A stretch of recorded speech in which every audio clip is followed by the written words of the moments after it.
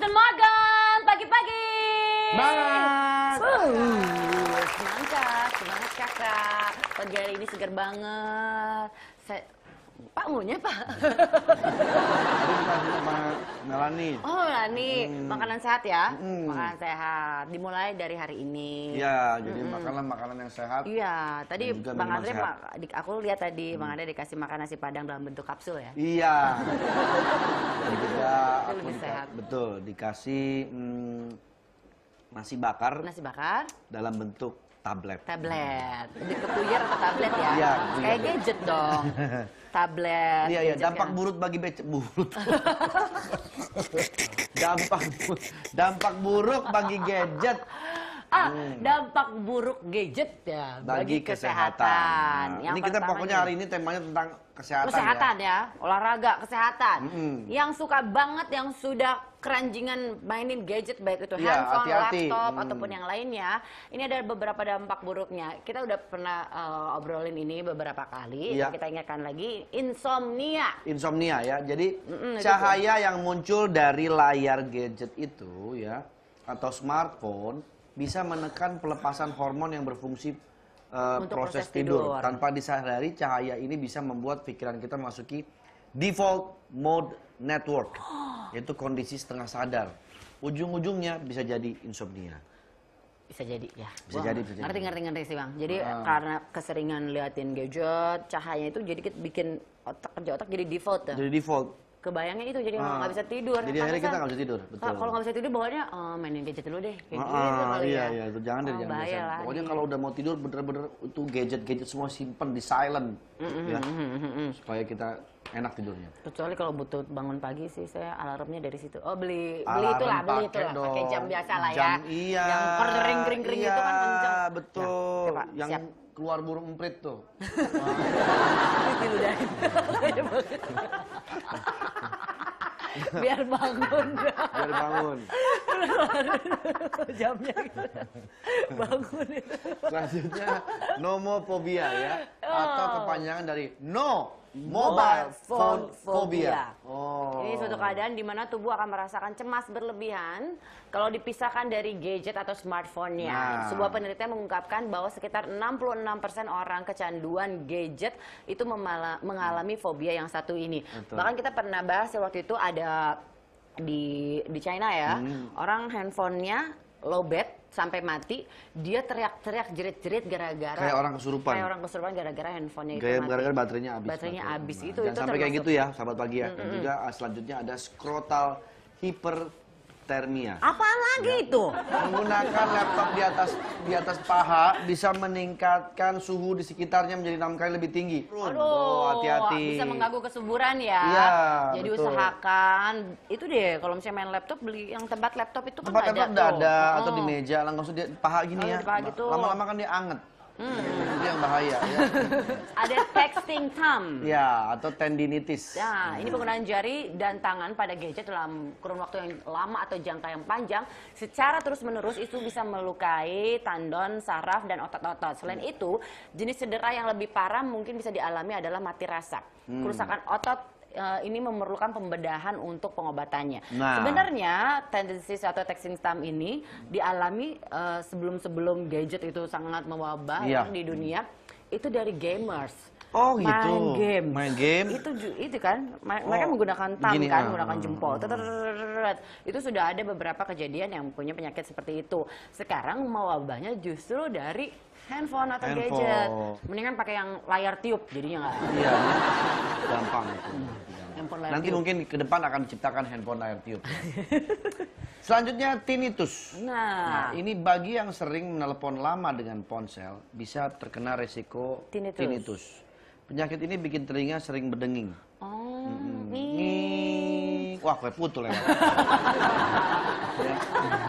Penyakit ini bikin telinga sering berdenging atau si penderita merasa mendengar suara-suara tertentu. Iya, Iya kan? aduh. Nah. Tahun 2010 Journal Occupational and Environment Medicine mempublikasikan orang yang menelpon dengan ponsel secara intens atau terus-menerus itu intens selama 2 kali sehari lebih dari 4 tahun, besar kemungkinannya menderita penyakit ini. Iya, tinnitus ini ya. Jadi benar juga loh, kadang-kadang mungkin dari radiasi handphone itu membuat Tapi kita sekarang sering. udah berkurang sebenarnya untuk menelpon lama karena teknologi chatting lewat WhatsApp. Iya betul, jadi udah jarang lagi begini Jarang ya, lagi lebih banyak yang begini. Iya. Kena deh penyakit ini. Oke, ini ada lagi, jangan mengantongi handphone orang lain di saku ya. handphone kita. Jangan juga itu juga Pak. Iya. Itu juga jangan, orang bukan Jangan. punya kita kan, Iya, main betul. kantong-kantongin aja. Bahaya itu. Bahaya itu maling. Jadi menurut Dr. Devra Davisi, menaruh handphone di kantong celana merupakan hal yang berdampak negatif pada kesehatan karena dapat mempengaruhi kesuburan lagi. Bagi pria itu bisa mempengaruhi kesuburan seorang pria. Ada Pak di situ? Pak Aceh? Jangan. Jadi bisa mempengaruhi tingkat kesuburan ya. Itu jangan. Jadi jangan mengantongi handphone di saku. Berikutnya adalah Dan jangan juga mengantongi TV di saku ya. Ya, kenapa Pak? Muat. Gede banget ya. Dampak periode panjang bisa berdampak kanker. Bagian dokter kurang mereferensikan penyimpanan HP pada area saku dan juga dada. Maupun saku dada, saku celana depan ataupun kantong belakang. Itu Iya, juga enggak ya area-area betul. itu ya. Jadi handphone walaupun tidak menerima panggilan atau pesan singkat, dia akan terus menghasilkan medan elektrostatik dan elektromagnetik yang yang sangat tinggi. Jadi lebih baik memang handphone itu diletakkan di dalam tas Ya. ataupun ya tempat-tempat yang memang dikhususkan untuk handphone. Dan ternyata juga, ini lucu ya, pagi-pagi ini luar biasa, sampai sedetail ini bisa dapat informasi. Handphone mengandung bakteri 18 kali lipat. Lebih banyak daripada pegangan flush toilet. Para peneliti di University of Surrey melakukan survei pada bakteri yang ada di Ya ponsel. ampun. Hasilnya mereka menemukan bakteri berbahaya, salah satunya adalah Staphylococcus aureus. Enggak tahu sih kenapa bakterinya lebih banyak, karena handphone itu jarang sekali dibersihkan. Iya, betul. Beda sama toilet. Toilet. Hampir setiap hari dibersihkan. Bahkan pakai cairan-cairan untuk Pembersih, membersihkan. iya. Kalau handphone kan enggak, paling gelap gitu doang. Betul. Apalagi yang tertutup kena pakai cover. Covernya. Itu jarang dibuka covernya. Iya. Karena saya juga ngecek tuh cover jarang dibuka, pas dibuka kotor. Kotor sisi-sisinya. semua pinggir-pinggirnya ya. Itu kali ya yang Iya. membuat Benar, bakteri masuk lebih akal juga, banyak. masuk Masuk akal akal juga. seperti itu. Iya, iya. Tapi tenang aja, mungkin bisa dicoba. Ini ada alat pembersih smartphone. Coba kita lihat tayangannya. Hello everyone, I'm Jenna and I'm here to show you the phone soap charger. Get ready to clean up your life with this universal charger and UV sanitizer. After you plug in your device to charge, this green indicator on the front signifies when your device is charging. Back in the sanitizing space, you'll find this reflective coating surrounding the germicidal UV lights to ensure sanitizing coverage. To clean, just close the lid and the UV lights will begin sanitizing. This blue light indicates the UV lights are on and cleaning inside. After about 4 to 5 minutes, the process is done and the blue indicator and the UV lights will shut off.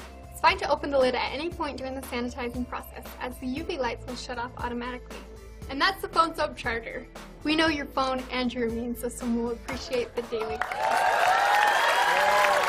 Teknologi charger yang bisa mengisi daya sekaligus membersihkan ponsel dari bakteri. Iya, betul. Jadi alat ini bisa memancarkan sinar ultraviolet gelombang pendek. Atau UVC. UVC.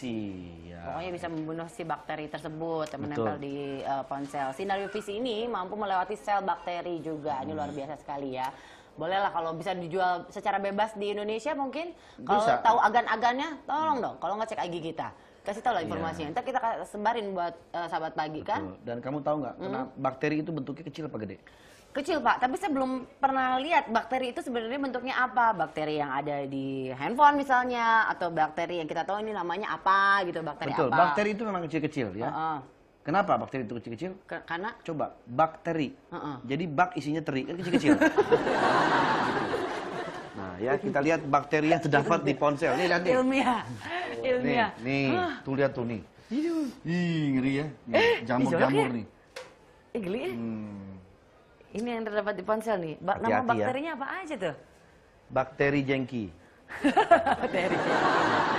Iya, Matanya mana matanya Pak? kayak landak ya. Kayak kapas juga. Nah, Ampun, itu numpul di ponsel. Bentuk kotaknya. kayak itu tau nggak gabus-gabus yang itu tuh? Ih, berarti banyak banget ya. Banyak banget ya. Ini ada yang How to safely disinfect and clean your gadgets. gimana caranya untuk membersihkan gadget Anda? Ini bisa jaga caranya membeli produk pembersih untuk smartphone. Pembersih ini aman. Aman untuk layar sentuh dan seluruh bagian smartphone Anda. Biasanya produk pembersih untuk smartphone ini udah dilengkapi dengan lap. Pakai Alternatifnya gitu. ada alkohol ya atau disinfektan. Caranya gampang, tinggal mencampurkan saja alkohol dan air dengan perbandingan 40% alkohol dan 60%-nya air. Basahi kain halus atau handuk tipis dengan cairan itu, jangan terlalu basah biar nggak korslet Konslet ya ke smartphone-nya ya. smartphone-nya. Tapi jangan pakai cara ini untuk layar yang touchscreen di smartphone Anda, karena ada beberapa smartphone yang nggak bisa terkena alkohol. Iya, Jadi iya. untuk beberapa smartphone aja. Tapi kalau dia layar tiup nggak apa-apa. Tapi kalau layar sentuh Jengong Jengong, ya. ya. Gunakan juga sikat gigi dan Cotton cotton bud. bud untuk membersihkan bagian ponsel yang susah dijangkau, atau bisa juga menggunakan sikat gigi dan cotton Nah bud itu tadi ya. yang pakai cotton bud sih kayaknya sikat Iya, gigi lebih sih kecil-kecil gitu ya. kayaknya. Oh, mungkin bisa ya nyikat-nyikat bagian pinggir-pinggirannya Bisa, biar tapi keluar. kalau handphonenya gede, pakai sikat WC ya. Tapi perlu diingat juga, Handphonenya layarnya 40 inch. jangan deh suka-suka bawa-bawa ponsel ke dalam toilet, bahaya. Nyemplung nanti. Iya. Saya kalau nyemplung susah. Selain itu juga bisa menambah jumlah bakteri. Oh iya. Ya, yang ada di ponsel atau smartphone Anda ya, hati-hati tuh. Jadi makanya harus selalu cuci tangan Anda biar bakteri itu tidak menempel di smartphone Anda. Ingatlah, 18% lebih banyak ya, 18 kali lebih banyak dibanding dengan flush toilet Anda. Karena smartphone itu jarang dibersihkan dan dibawa kemana-mana. Betul. Bahkan sekarang kan smartphone wajib dibawa ke toilet. Tapi pada intinya ya, pakai gadget harus lebih bijak. Karena bakteri di ponsel memang nggak bisa kita hindari. Yang pasti, mengantisipasinya supaya nggak gampang sakit adalah dengan pola hidup yang sehat, olahraga yang teratur, pola makan yang baik juga. Dengan begitu, daya tahan tubuh kita jadi lebih kuat menghadapi tantangan dari luar. Cakep. Bener banget, Resti, kamu pinter banget sih ngomongnya. Yang penting lu tuh harus listen to your body. Listen to my body. Jaga daya tahan tubuh lu supaya aktivitas lu nggak keganggu. Pasti. Begitu juga sahabat pagi di rumah ya. Ya, mulai sekarang harus selalu menjaga kondisi tubuh. Saya jaga banget nih, saya jaga banget kondisi tubuh. Bagus itu. Tadi pada ngomong bakteri lah, kesehatan lah, minum dulu nih. Wah, thank you Pak Ce.